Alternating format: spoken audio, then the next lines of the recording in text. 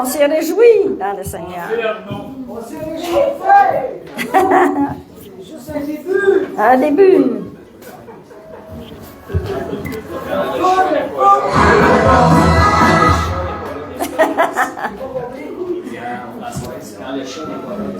Ah, c'est ça, exactement.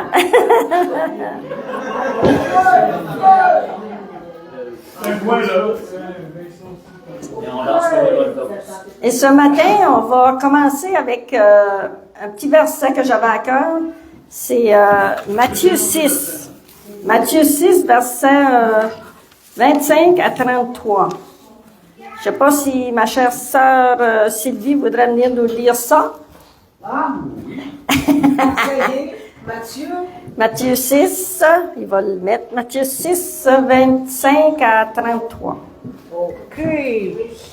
C'est pourquoi je vous dis, ne vous inquiétez pas pour votre vie, de ce que vous mangerez, ni pour votre corps, de quoi vous serez vêtu. La vie n'est-elle pas plus que la nourriture, et le corps plus que le vêtement? Hey, je peux te donner ça. Je viens de penser à ça. Regardez les oiseaux du ciel. Ils ne sèment, ni ne moissonnent. Ils n'amassent rien dans des greniers. Et votre Père céleste les nourrit. Amen. Ne valez-vous pas beaucoup plus qu'eux? Amen. Qui de vous, par ses inquiétudes, peut ajouter une coudée à la durée de sa vie? Et pourquoi vous inquiétez au sujet du vêtement? Considérez comment croissent les lys des champs.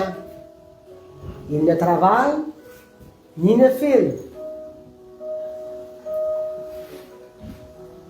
Cependant, je vous dis que Salomon même, dans toute sa gloire, n'a pas été vêtu comme l'un d'eux.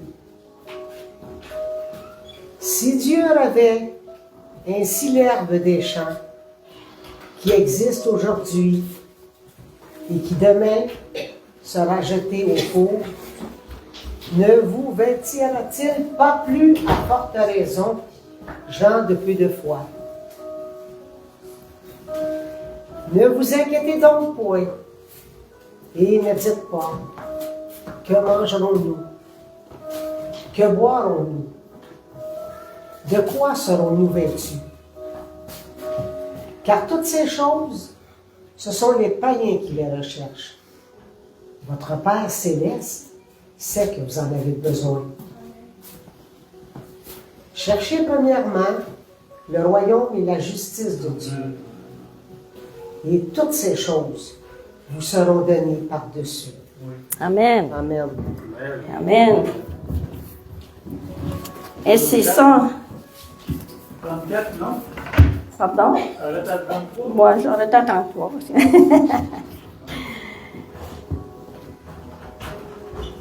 Ce qui est important le plus quand on regarde, comme dans le verset 25, c'est d'être en communion avec le Seigneur.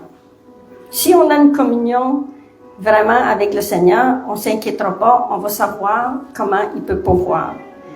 Et quand on regarde dans Apocalypse 3, verset 20, je peux peut-être le mettre que...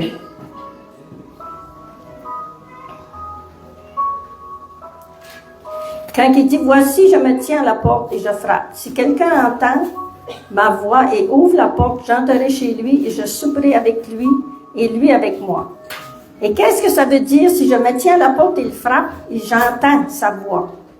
Ça veut pas dire que si on ouvre, il va nous donner une maison, il va nous donner un char, il va nous donner toutes les choses du monde. Les choses qu'on veut. Mais il dit, je vais avoir une communion avec toi. Je vais rentrer en communion avec toi.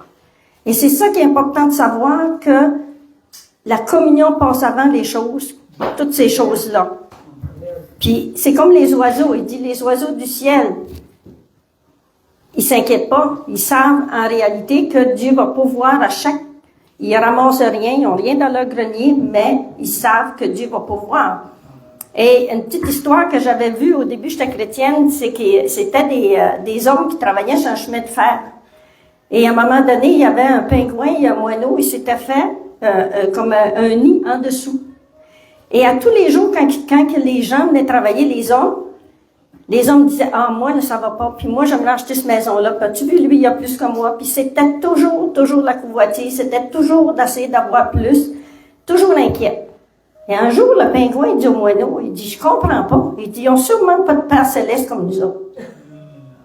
C'est juste pour nous dire que nous, on s'inquiète pour les choses. Fait qu'en réalité, quand on regarde si on s'inquiète, on raccourcit les années de notre vie. Et par l'inquiétude, on veut avoir plus. Fait que souvent, on veut travailler plus, on veut avoir plus. Fait que, tu sais, il faut à un moment donné comprendre qu'on n'a pas à suivre les choses de ce monde. On a à suivre le royaume de Dieu. Puis même, il disait Salomon, dans sa richesse a été vêtu, même les fleurs des champs ont été vêtues mieux que lui encore. Quand on regarde tout ce que Dieu peut faire, ça veut dire que dans nos vies aussi, il peut faire quelque chose. Puis même si on a peu de foi, même si on n'a pas beaucoup de foi, Dieu a dit qu'il en ferait autant pour nous. Fait que quand on regarde ça, c'est pas une grosse foi, mais c'est d'être vraiment en communion avec lui. Puis pourquoi s'inquiéter de ce qu'on va manger, de ce qu'on va boire, de ce que... Toutes ces choses-là, ce sont des gens du monde qui s'inquiètent à propos de ces choses-là. Puis, ça dit dans le verset 33, « Cherchons premièrement le royaume des cieux et ce qu'il demande, puis il va nous donner tout en surplus. » Fait que si on est capable de commencer par faire ça, c'est ce que... Puis, je regardais dans Philippiens 4, 12 et 13. On peut peut-être aller voir, Jerry. Je sais vivre dans l'humilité et je sais vivre dans l'abondance. Et tout et partout, j'ai appris à être rassasié et à avoir faim, à être dans l'abondance et à être dans la disette. Je puis tout par celui qui me fortifie. Et qu'est-ce que Paul y faisait? Paul y travaillait. Il y avait une église à entretenir, tout ça, mais jamais que Paul s'est plaint une seule fois. Il disait, je suis bien dans la pauvreté comme je suis bien dans la richesse. Mais c'est la même chose pour nous. Et l'église de Philippiens, de Philippe, qu'est-ce qu'ils ont fait? Ils ont pourvu à ses besoins. Mais lui, il n'a rien demandé. Et Dieu pourvoyait malgré qu'il était bien. Parce qu'il avait sûrement une communion avec le Seigneur, puis quand il était dans le 17, il pouvait passer par-dessus. Et c'est ça, pour être capable de passer par là, Puis, Paul, il cherchait pas les cadeaux. Qu'est-ce qu'il cherchait? Il cherchait pour que les gens de son Église en retirent un bénéfice. Parce que quand tu donnes, tu reçois. Fait que c'est en donnant, les autres, ils recevaient un bénéfice. Puis dans le verset 19, il dit que Dieu va pourvoir à tous nos besoins selon sa magnifique richesse en Jésus-Christ. Et si on est capable vraiment de le croire et de voir, puis souvent, le Seigneur me parlait beaucoup cette semaine à propos des dettes. Il disait souvent, on est des personnes qui ont des dettes, mais quand on a des dettes, c'est comme si qu'il faut absolument enlever pour que Dieu puisse aussi pourvoir. Parce que souvent, c'est qu'on veut avoir, mettons un exemple, mettons qu'on veut un auto qui a 60 000 ou 75 000, on sait qu'on va peut-être payer 700 800 par mois, puis notre budget ne le permet pas. On veut l'avoir pareil. Qu'est-ce qu'on fait? On s'en va travailler 2-3 jobs. Et qu'est-ce qui arrive? En travaillant 2-3 jobs, c'est qu'on devient fatigué, on devient épuisé. Et là, on raccourcit les années de notre vie parce qu'on s'inquiète, parce qu'on ne peut pas arriver à faire ce qu'on avait à faire. Mais si on regarde le montant qu'on a par mois, qu'on fait un budget, on regarde qu'est-ce qu'on a à payer, qu'est-ce qu'on reçoit et qu'est-ce qui reste. Et on vit avec. Mais c'est pas ça qu'on fait. Même les gens, on copie sur les gens du monde qu'eux autres, ils vont prendre la carte, ils vont prendre toutes sortes de choses pour essayer de continuer à avoir ce qu'ils veulent avoir, leurs besoins. Et c'est pour ça que le Seigneur dit, même dans Isaïe 59, versets 1 et 2, on va aller voir ce qu'ils disent. Non, la main de l'Éternel n'est pas trop courte, ni son oreille pour entendre. Je pense que c'est l'autre après, là. Verset 2.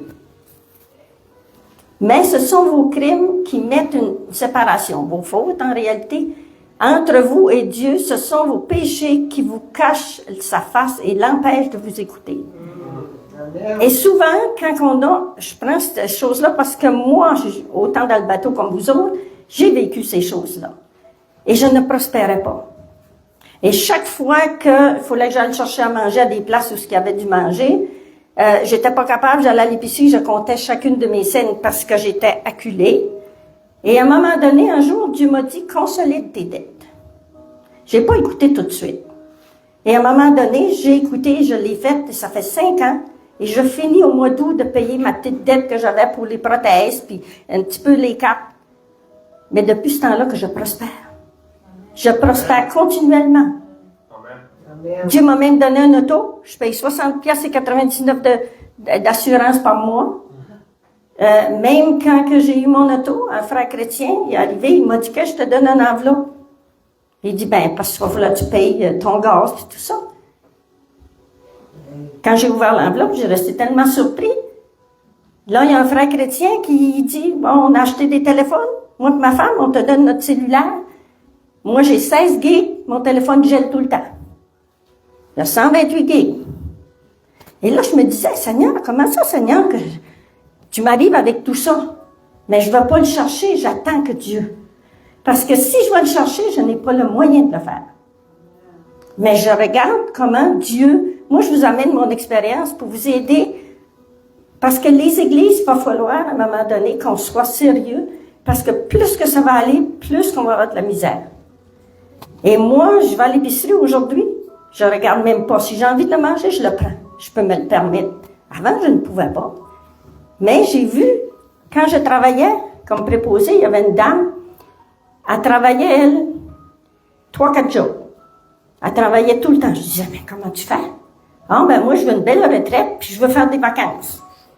Moi, je travaillais 7 quinzaines. Les 3 dernières années, quand j'ai eu 65, j'ai arrêté. Les 3 dernières années, 6 quinzaines. Moi, je disais, je cours pas après l'argent, je cours après ma santé. Amen. Et j'étais obligée de faire des sacrifices pour arriver là. J'étais obligée je pouvais pas avoir de tout, je pouvais pas avoir ci, ça. Mais Dieu a toujours pourvu. Aujourd'hui, elle est malade. Elle n'est même plus capable de rien faire. Parce que sa santé, elle l'a détruit. Ça fait que si on est sage, Dieu va pouvoir. Dieu, il n'y aura pas de séparation entre nous et Dieu. Puis je ne sais pas pourquoi, un matin, j'avais le goût de vous parler de ça, parce que c'est des victoires que j'ai eues dans ma vie, puis je trouve que c'est important. Parce que si on est des enfants de Dieu, il faut marcher comme des enfants de Dieu. Il ne faut pas marcher comme les gens du monde, que les autres ne comprennent pas encore. Fait que c'est un peu... Puis je regardais aussi cette semaine une vidéo qui m'a frappée, qui disait, quand Jésus est mort, il a pris les péchés de tout le monde. Mais quand on dit tout le monde, c'est les péchés d'Adam et Ève qu'il a pris.